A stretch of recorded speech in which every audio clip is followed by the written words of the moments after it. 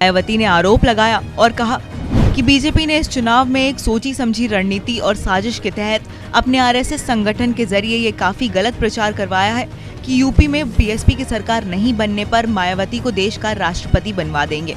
मायावती के इस बयान के मुताबिक उनके लिए देश का राष्ट्रपति बनना तो बहुत दूर की बात है, बल्कि इस बारे में वो कभी सोच भी नहीं सकती। हालांकि मायावती ने बताया कि बहुत पहले ही काशीराम जी ने उनका ये प्रस्ताव ठुकरा दिया था और वो तो उनके पद चिन्ह पर चलने वाली मजबूत शिष्या हैं। मायावती ने साफ कहा कि वो अपनी पार्टी और आंदोलन के हित में कभी भी बीजेपी या अन्य किसी पार्टी की ओर से दिए गए राष्ट्रपति पद के ऑफर को स्वीकार नहीं कर सकती। उन्होंने कहा कि पार्टी में लोग ऐसी अफवाहों से गुमराह ना हो। मायावती का ये बयान ऐसे समय पे आया है जब राष्ट्रपति चुनाव को लेकर चर्चाएं चल रही हैं, क्योंकि 5 राज्यों में विधानसभा चुनाव के बाद इसी साल देश के राष्ट्रपति का चुनाव होना है।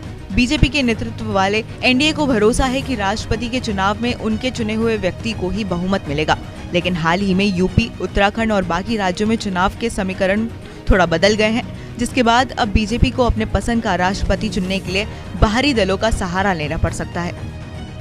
बसपा के प्रदेश कार्यालय में बैठक के दौरान पार्टी प्रमुख ने यह आरोप लगाया कि बीजेपी ने गरीबों को रोजगार देने के बजाय मुफ्त राशन देकर उन्हें लाचार और गुलाम बना दिया।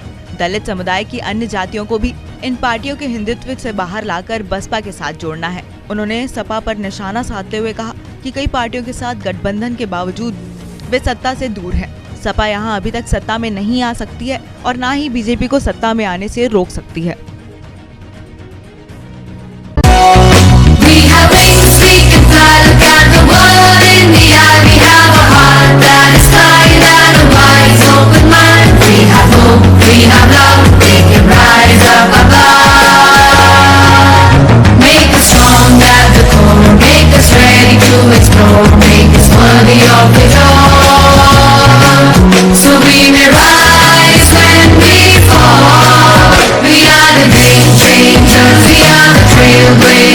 We are the